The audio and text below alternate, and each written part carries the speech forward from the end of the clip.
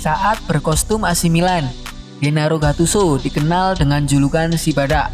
Bukan tanpa alasan, tentu julukan itu melekat kepadanya. Selain karena wajahnya yang garang dan selalu fokus, Gattuso juga tak segan untuk menerjang lawannya tanpa ampun.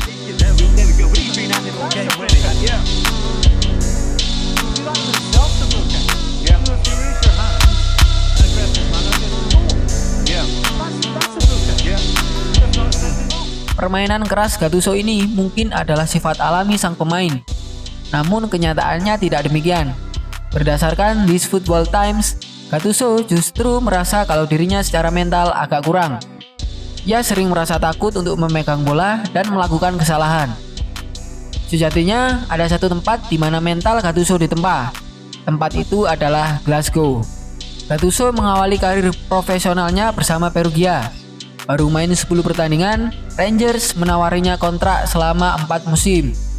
Manajer Rangers, Walter Smith, sudah memantau permainan Gattuso ketika ia terlibat dalam turnamen remaja di Prancis. Selain Gattuso, Smith juga mendatangkan 3 pemain Italia lain, Lorenzo Amoruso dari Fiorentina, Sergio Porini dari Juventus, dan Marco Negri dari Perugia. Di Rangers, hidup Gattuso tidak santai, apalagi di tempat latihan. Banyak pemain senior yang dihajar tanpa ampun. Di tempat latihan sekalipun, Gattuso tak pernah mengendurkan determinasi dan permainan kerasnya.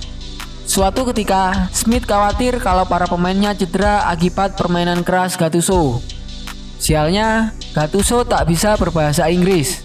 Untungnya, Smith punya Paul Gascoigne, pemain yang mengawali karirnya di Newcastle United ini pernah main di Lazio selama 3 musim. Dari 1992 hingga 1995, ia tahu sedikit-sedikit bahasa Italia. Jadilah Gascoigne sebagai penerjemah dadakan. Kepada Gascoigne, Smith minta agar Gattuso bermain lebih rileks dan santai. Gascoigne pun menyampaikan pesan itu pada Gattuso. Di kemudian hari, Gascoigne mengungkapkan kalau alih-alih menyuruh Gattuso tenang, Gascoigne malah memberi pesan bahwa Gattuso harus lebih intens lagi agar mendapatkan tempat di tim utama. Peran para pemain macam Gascoigne ini yang membentuk Gattuso.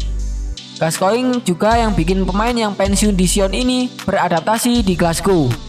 Baru beberapa hari tiba di Glasgow, Gattuso harus membeli setelan jas. Soalnya ada aturan di mana Rangers ingin kembali ke era 1950-an, di mana para pemain datang di setiap sesi latihan dengan menggunakan jas. Aku masih remaja, kamu beruntung kalau bisa melihatku mengenakan jaket setiap minggu. Jas bukan gayaku, tenang Gattuso.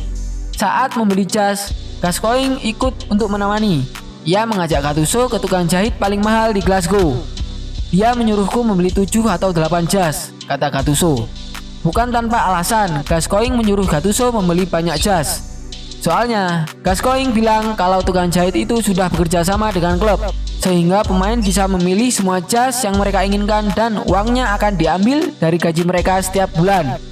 Aku memilih jas, kemeja, dasi, dan saat di depan kasir, total semuanya mencapai 10.000 pounds, ucap Gattuso. Tak lama kemudian, Gattuso sadar kalau sebenarnya kerjasama antara tukang jahit dengan klub itu tak pernah ada. Itu adalah cara Paul untuk membiarkannya membantuku. Sesuatu yang dia putuskan sendiri tanpa ada yang menyuruh. Dia membayar jas itu dengan uangnya sendiri. Ini adalah Paul Gascoigne yang tak banyak orang tahu. Kenang Gattuso. Gattuso senang dengan gaya sepak bola Britania. Apalagi gaya sepak bola Britania cocok dengan gaya mainnya.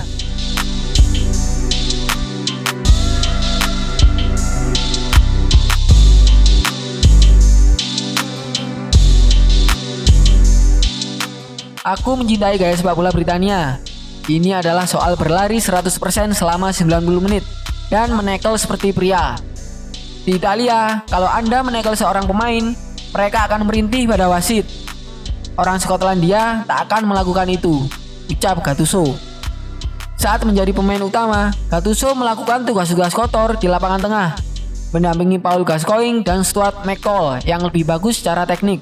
Rangers pun mengajarkannya untuk menggabungkan agresivitas dan loyalitas, karena itu yang dibutuhkan seorang tim player.